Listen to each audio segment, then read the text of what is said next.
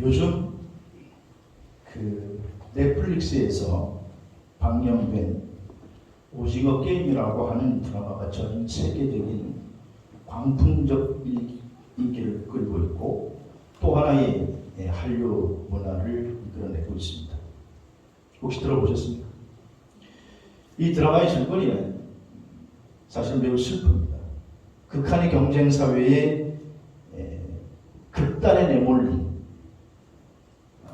실패를 경험한 사람들이 마지막 선택지로 목숨을 담보로 하는 게임에 참여하게 됩니다. 그 사람들이 456명인데 사람마다 넘버를 매겨서 그 게임에 참여합니다.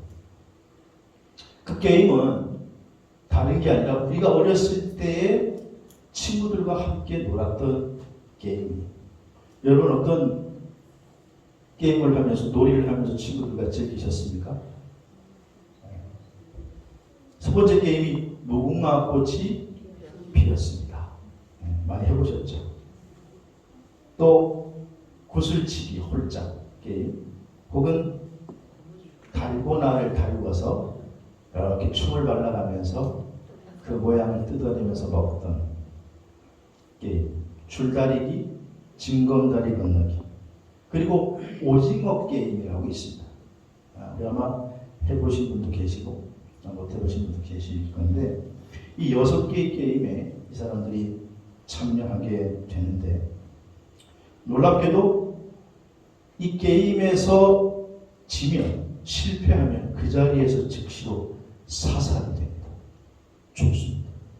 그러면서 게임에서 제외되고 이기면 그 죽은 사람 한 사람당 1억씩 상금이 올라가서 게임에 최종적으로 이기는 사람이 사람들의 목숨값 456억을 차지하게 된다라는 그런 아주 어두운 현대사회를 적나라하게 보여주는 이야기인데 너무나 파격적인 풍자와 메시지에 세계인들이 아주 호응을 하면서 제가 보기엔 천재 같아요. 천재적인 감독이 황동혁 감독이 돈에 미친 자본주의 사회의 강력한 축소판을 우리에게 보여주면서 무한 경쟁에서 살아남기 위해서 오늘 무한 경쟁을 하며 살아가는 그런 인간들의 배신과 규합과 선택이 만들어내는 이야기들을 엮어서 풍성하게 만들어냈다라고 해서 세계적으로 호평이 이어지고 있습니다. 그 드라마를 저도 얼마 전에 내리다 왜 이렇게 열풍인가 하면서 보게 되었는데 가장 놀라는 순간이 그 게임에서 졌을 때 바로 그 자리에서 총으로 사살이 돼서 그 게임에서 탈락을 하는 것이죠. 사랑하는 여러분, 오늘 우리 인생은 이런 온갖 위험이 도사리고 있고 한치 앞을 내다볼 수 없는 미지의 길입니다. 그 자리에서 지면 그대로 탈락되는 이런 현대사회, 생존 경쟁이 심한 자본주의 사회. 그럼에도 불구하고 오늘 우리가 천국에 들어가는 그날까지 우리는 발걸음을 계속 옮겨야 하는 나그네 인생길을 살아야 한다고 하는 것입니다. 우리 인생길은 눈물과 땀이 서려 있고 지루하고 고독한 길입니다. 우리가 걸어가야 하는 인생길은 나그네 길이죠. 그런 의미에서 캠브리지 대학의 맥그레스 교수가 쓴 글이 마음에 와닿습니다. 그분은 인생이 뭐냐? 우리가 살아가는 인생이 뭐냐? 처음에는 잠깐 걸으면서 즐기는 산책인 줄 알았는데 막상 걷고 보니까 미처 준비가 안 된 채 달려야 하는 그런 마라톤으로 바뀌는 게 우리 인생이라는 거예요. 처음에는 어린 시절 부모님 사랑 받으면서 세상이 마냥 아름답기만 보일 때는 그냥 잠깐 걸으며 즐기면 되는 산책인 줄 알았는데 조금 걷다 보니까 준비도 안 됐는 채 나 혼자 이 길을 뛰어야 하는 마라톤이 된다는 것이죠. 그래서 이 마라톤을 뛰면서 우리는 얼마나 많은 사람들이 지치고 쓰러지고 탈락하는지 모릅니다. 얼마나 많은 사람들이 이 마라톤에서 절망에 빠져 들어가는지 모릅니다. 이게 우리가 걸어가는 인생길이라고 하는 거예요. 그러나 오늘 우리가 이런 인생길을 걸어간다 할지라도 주님께서 나와 함께 하신다면, 주님이 내 인생의 주인이 되어주시면 태산을 넘어 험곡에 갈지라도 빛 가운데로 걸어갈 수 있는 줄로 믿으시기를 바랍니다. 벌써 가을바람이 차가워져서 오늘 좀 추우시죠? 한 해를 마무리하는 시점에 서 있기 때문에 그렇습니다. 저는 가을이 오면 제 마음속에 늘 되뇌어지는 시 한 편이 있는데, 윤동주님의 시입니다. 민족 시인 윤동주는 내 인생에 가을이 오면이라는 시를 썼습니다. 한번 들어보실까요? 내 인생에 가을이 오면 나는 나에게 물어볼 이야기들이 있습니다. 내 인생에 가을이 오면 나는 나에게 사람들을 사랑했느냐고 물을 겁니다. 그때 가벼운 마음으로 말할 수 있도록 나는 지금 많은 사람들을 사랑해야만 하겠습니다. 내 인생에 가을이 오면 나는 나에게 열심히 살았냐고 물을 겁니다. 그때 자신 있게 말할 수 있도록 나는 지금 맞이하고 있는 하루하루를 최선을 다하여 살아야겠습니다. 내 인생에 가을이 오면 나는 나에게 사람들에게 상처를 준 말이 없었냐고 물을 겁니다. 그때 나는 후회 없이 말할 수 있도록 사람들에게 상처 주는 말과 행동을 하지 말아야겠습니다. 마지막 단은 이렇게 시작이 되지요. 내 인생에 가을이 오면 나는 나에게 어떤 열매를 얼마만큼 맺었냐고 물을 겁니다. 그때 나는 자랑스럽게 대답하기 위해 지금 나는 내 마음밭에 좋은 생각의 씨를 뿌려놓아 좋은 말과 좋은 행동의 열매를 부지런히 키워야 하겠습니다. 가을은 열매를 거두는 결실의 계절이죠. 근데 이 결실의 계절 가을에 우리가 거두어드릴 열매가 없다면, 우리의 인생이 황량한 사막과 같다면 무엇이 내 인생을 이렇게 황폐하게 만들었을까요? 무엇 때문에 그런 것일까요? 예수님도 지상에 계실 때에 당신의 마지막 죽음의 시간을 앞두고 다락방 설교를 통해 제자들에게 말씀하시면서 제자들에게 주시는 마지막 설교 요한복음 15장에 우리가 열매의 장이라고 보통 말하는데 거기에 이렇게 말씀하십니다. 요한복음 15장 5절에 보면 나는 포도나무요 너희는 가지라. 그가 내 안에 내가 그 안에 있으면 사람이 열매를 많이 맺나니 나를 떠나서는 너희가 아무것도 할 수 없습니다. 이렇게 말씀하십니다. 예수님이 당신의 사랑하는 제자를 부르시고 그들과 함께 동고동락하시고 양육하시고 교육하시면서 그들에게 기대한 마지막 한 가지는 뭐였냐? 그건 바로 열매였다는 것입니다. 오늘 보면 누가복음 13장에서도 예수님께서 지금 제자를 향해서, 아니 이스라엘을 향하여서 피력한 최대의 실망이 뭐였느냐? 여러분 오늘 누가복음 13장에 보시면 반복되는 구절이 있는데 열매를 구하였으나 얻지 못하고, 열매를 구하였으나 얻지 못하고 라는 말씀이 있습니다. 오늘 6절에 보시면 15장 6절에 열매를 구하였으나 얻지 못했다라는 것입니다. 자, 오늘 본문을 통해서 저와 여러분들의 삶의 주이신 예수님께서 우리에게 한 가지 중요한 질문을 던지고 계시는데 그게 뭐냐 하면 열매가 있느냐라고 하는 것입니다. 당신의 삶 가운데 지금 열매가 맺혀지고 있느냐? 그렇다면 자연스럽게 우리가 물어야 할 질문, 열매를 맺는 삶의 비결은 과연 무엇일까라고 하는 것이죠. 어떻게 열매를 맺을 수 있을까요? 어떻게 열매 맺는 가을을 맞이할 수 있을까요? 그 첫 번째 대답은 먼저 회개해야 한다라고 하는 것입니다. 먼저 회개해야 한다. 우리 그 사람에게 째려보면서 먼저 회개해야 한다. 부드러운 눈으로 시작. 먼저 회개해야 한다. 우리가 오늘 열매 맺지 못하는 인생을 사는 것은 열매 맺지 못하고 살아가는 우리의 일상에 대한 진실한 회개가 없기 때문이라는 것입니다.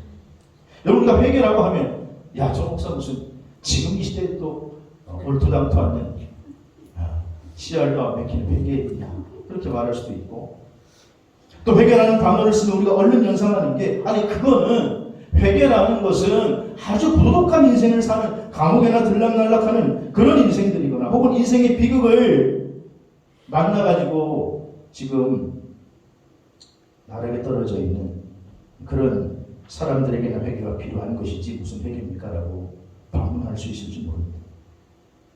그리고 우리가 어떤 사람들의 비극적 사고를 또 보게 될 때 저 사람들 회개하지 않았기 때문에 저럴 거야. 죄의 값이지. 이렇게 판단할 수도 있을지 모릅니다.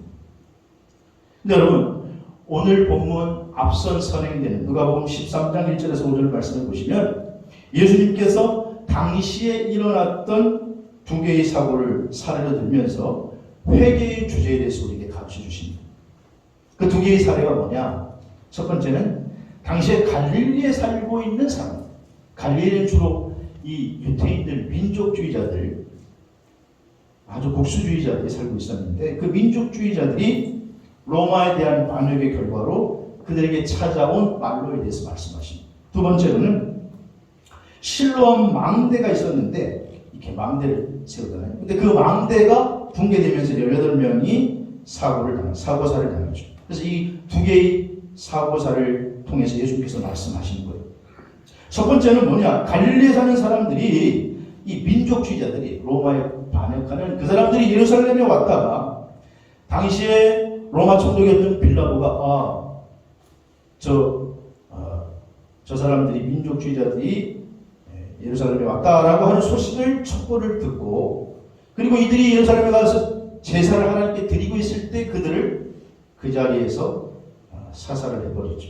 그래서 예물에 그들의 피가 막 튀어서 같이 예물과 함께 그들의 피가 하나님께 드려지게 되었습니다.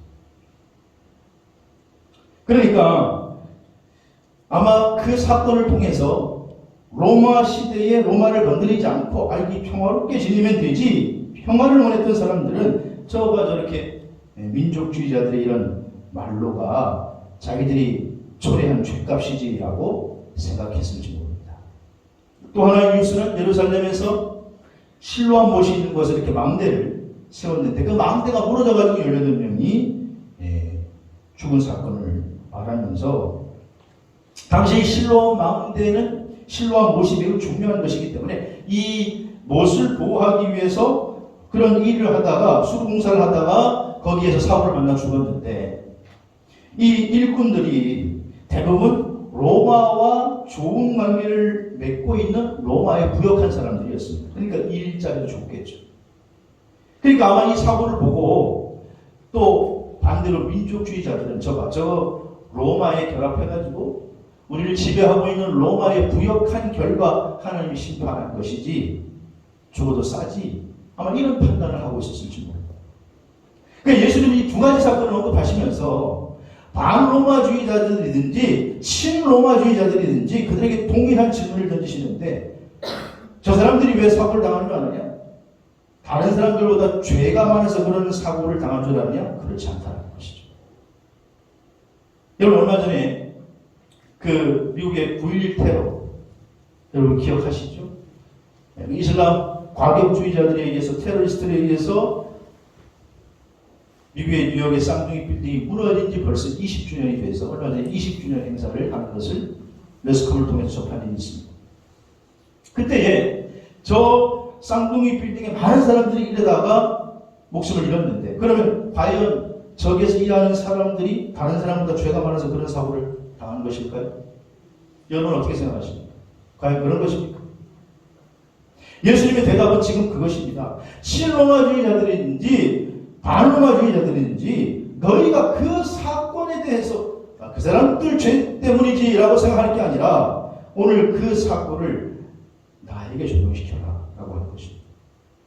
그러면서 오늘 본문 15장 전절 3절에서 5절에서 3절과 5절과 반복된 예수님의 말씀이 뭐냐면 너희도 회개하지 아니하면 다 이와 같이 어떻게 하더라? 그들의 사고를 그들의 죄 때문이지라고 생각하지 말고 실존적으로 오늘 나에게 적용하라는 것입니다. 오늘 나에게도 그런 일이 일어날 수 있지. 너희도 회개하지 않으면 결국 심판받게 될 것입니다. 다시 말하면 그 비극적 사건은 그 사람들만의 일이 아니라 오늘 죄 있는 우리 인생 모두에게 해당된다라고 하는 것이죠.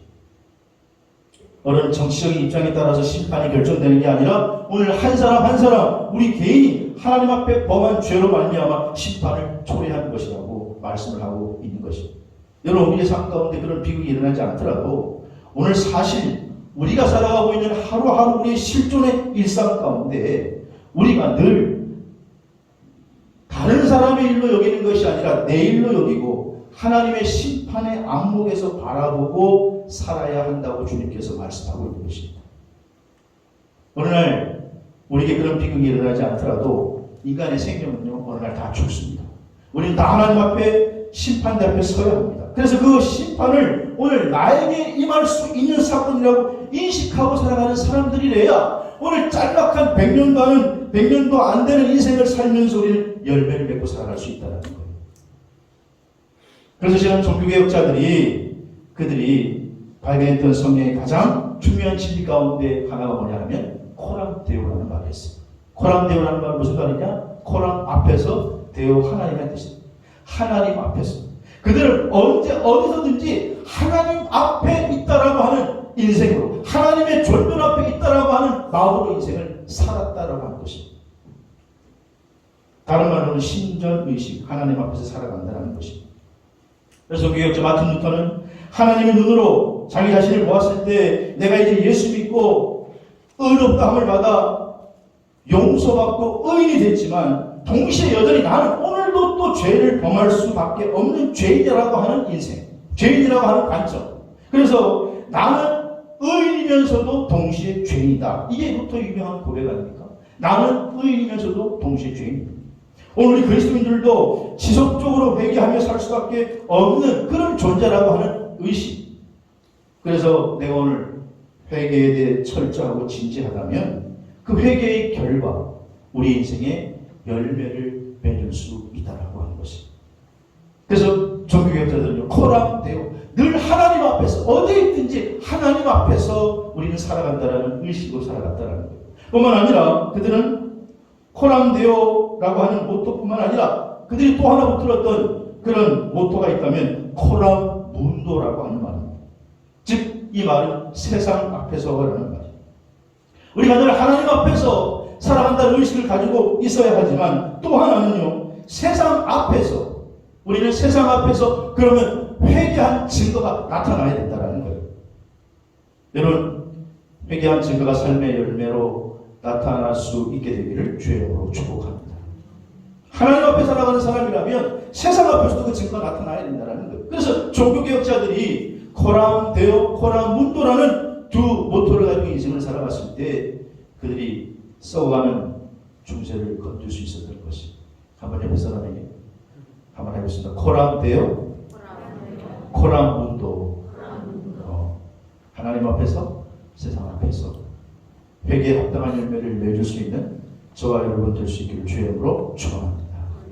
진짜 열매를 맺기를 원합니다. 여러분 인생 가운데 진짜 열매 맺는 가을을 맞이하기를 원한다면 진짜 회개를 하셔야 한다. 가짜 회개가 아니라 진짜 회개를 하면 하나님 앞에서 그리고 회개했습니다는 세상 앞에서 내 삶의 다른 증거가 나타날 때 우리는 열매를 조금씩 맺어갈 수 있는 줄로 믿으시기를 바랍니다. 두 번째는 어떻게 열매를 맺을 수 있을까요? 두 번째는 시간에 민감해야 한다. 시간은 저와 여러분을 기다려주지 않는다는 것입니다. 오늘 보면 13장 7절을 보시면 포도원지기에게 이렇게 말합니다. 내가 3년을 와서 이 무화과나무에서 열매를 구하였는데 어찌 못하였으니 어떻게 해요? 찍어버리라. 어찌 땅만 버리겠느냐. 자, 일반적으로 무화과나무는요 심은 지 3년이 되면 열매를 얻을 수가 있다는 것입니다. 근데 열매를 얻지 못하면 그 나무가 앞으로 열매를 맺을 수 있을까요? 없을까요? 아마 어쩌다가 열매를 맺는 나무도 있겠지만 대부분 앞으로도 열매를 맺을 수 없는 희망이 없는 나무예요.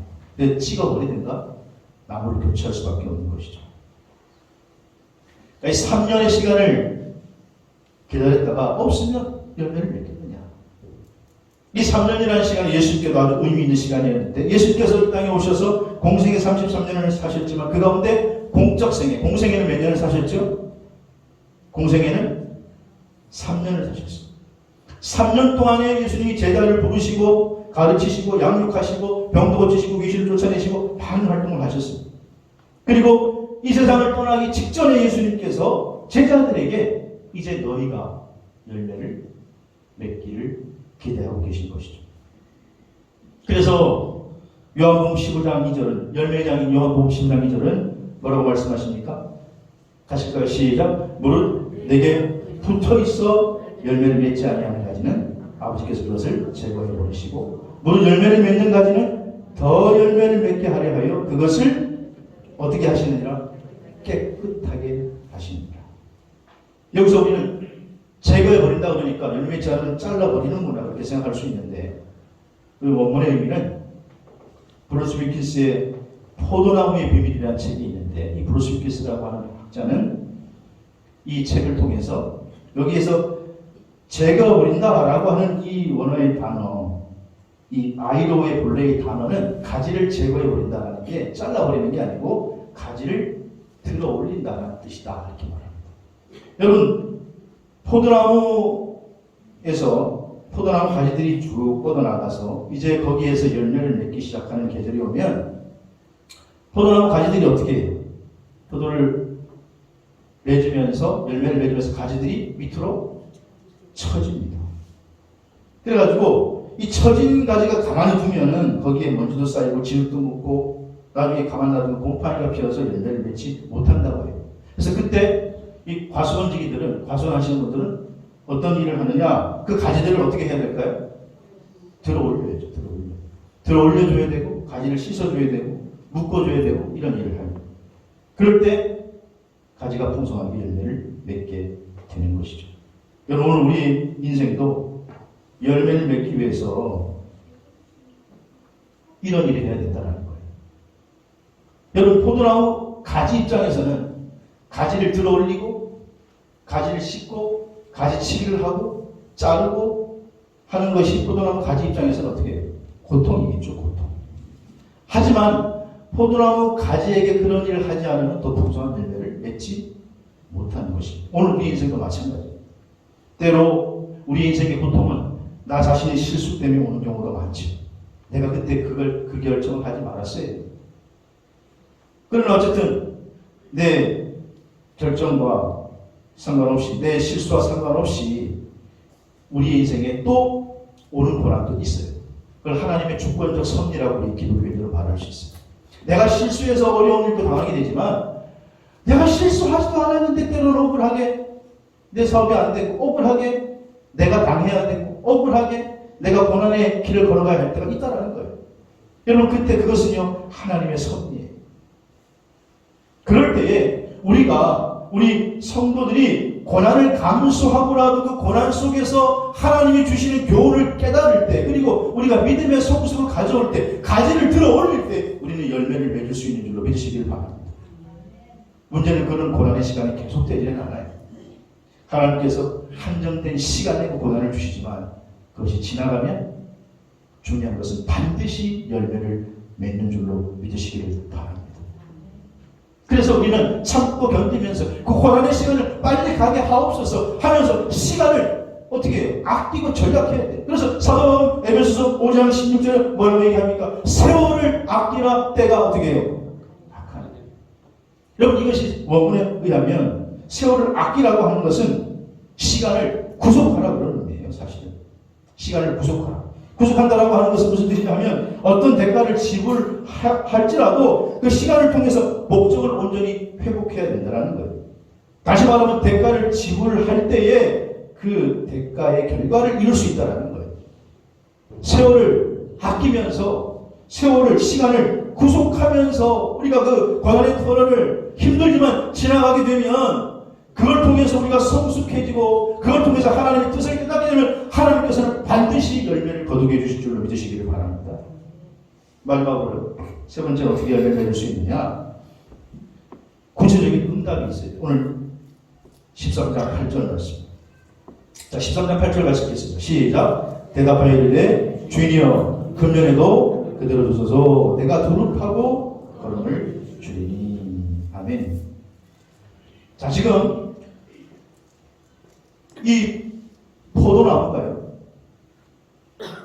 어디에 심겨졌냐 하면, 이 무화과 나무가 어디에 심겨졌냐 하면 포도원에 심겨졌어요. 포도원에는 원래 뭘 심죠? 포도원에는 포도 심죠. 사과나무에 사과를 사과 농장에 심고, 포도원에는 포도를 심어야 되겠죠. 근데 지금 포도원에 뭘 심었습니까? 무화과 나무를 심었어요. 그러니까 당시에는 열매를 많이 거두는 게 포도원이었기 때문에 포도원은 그래도 질 좋은 땅이었어요. 광야 가운데도. 근데 거기에 무화과를 심었다는 것은 그래도 최적의 땅에 포도원이 포도가 아니라 무화과를 심었는데도 열매를 거두지 못했어요.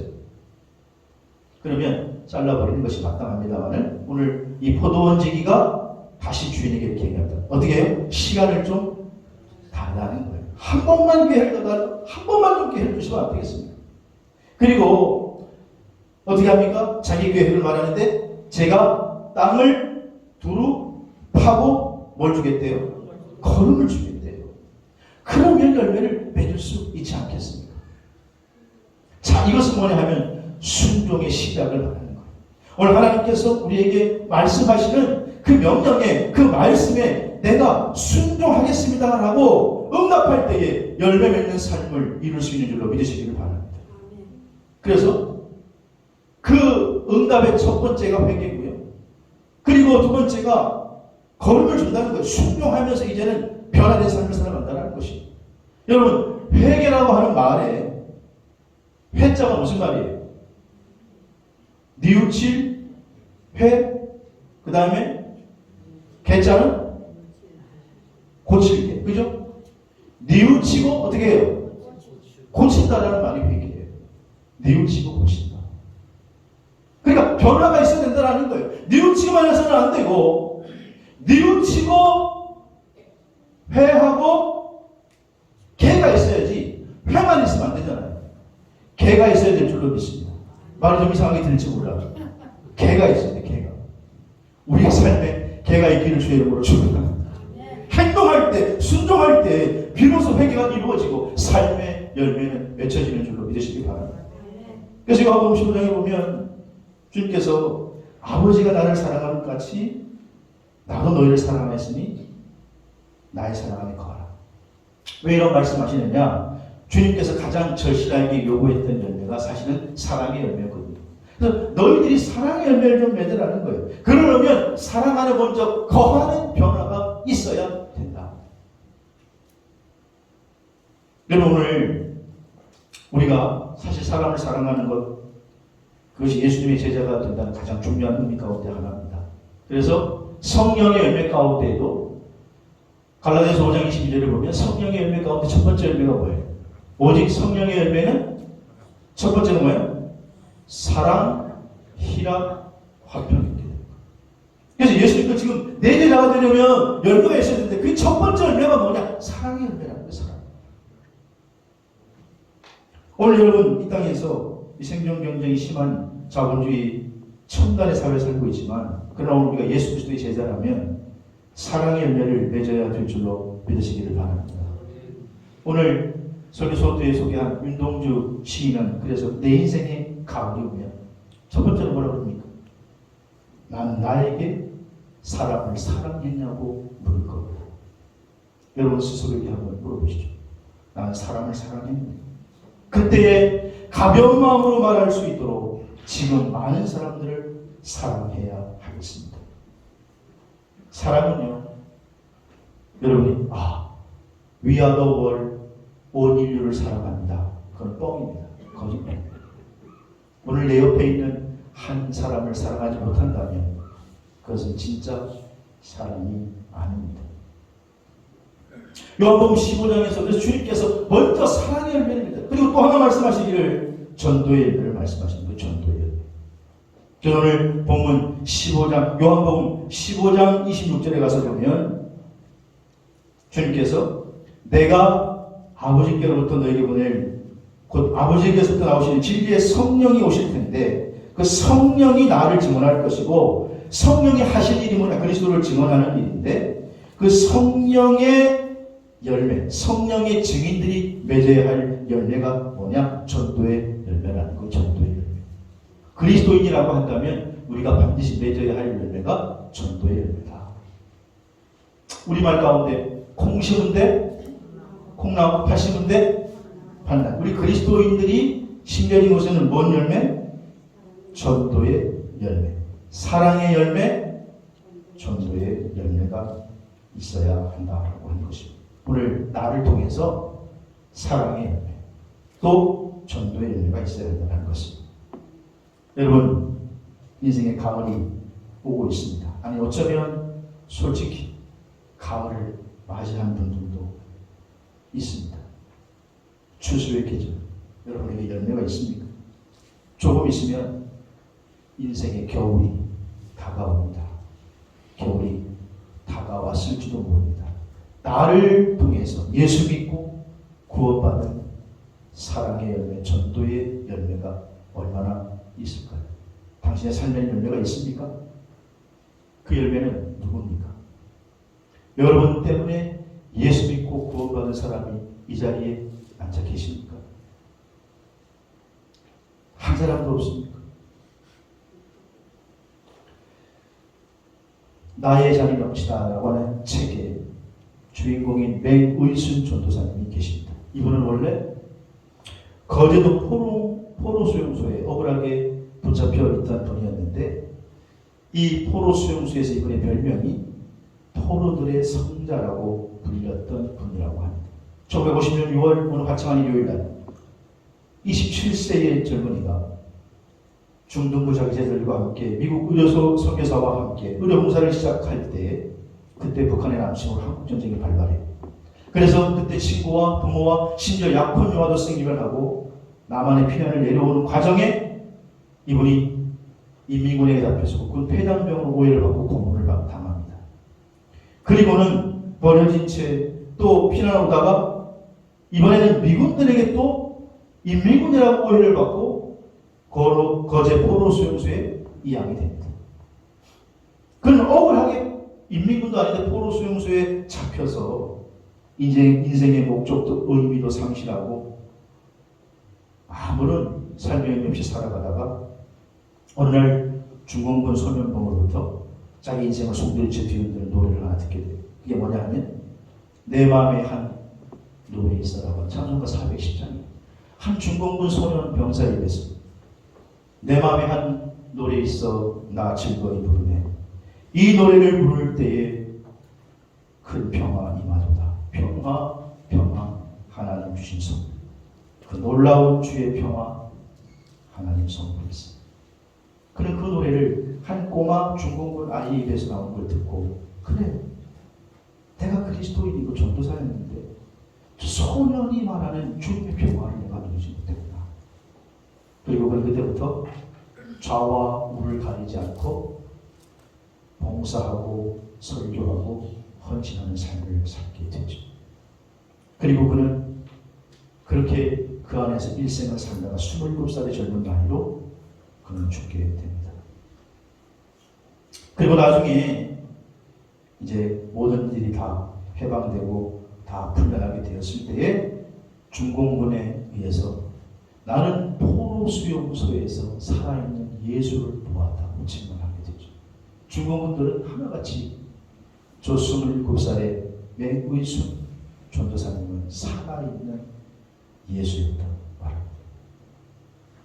그는 한밤중에도 복음을 증거하기 위해서 1시까지 잠을 자지 않았고 그 안에 아픈 환자들을 치료하기 위해서 그것이 중공군이었건 인민군이었건 한국군이었건 그는 그의 헌신을 그들에게 바쳤습니다. 그리고 그가 세상을 떠났을 때 중공군들이 통곡을 하면서 나는 그에게서 예수를 보았다. 나는 그에게서 하나님을 살아계신 하나님을 보았다. 이구동성으로 애통했다고 합니다. 사랑하신 여러분, 오늘 저의 인생 가운데 열매 맺는 삶의 비결이 여기 있습니다. 오늘 이 가을 여러분 어떤 열매를 맺고 계십니까? 아니 열매 맺기로 결단하십니까? 오늘 열매 맺는 가을을 맞이하기 위해서 먼저 우리가 회개해야 됩니다. 그리고 시간을 아껴야 합니다.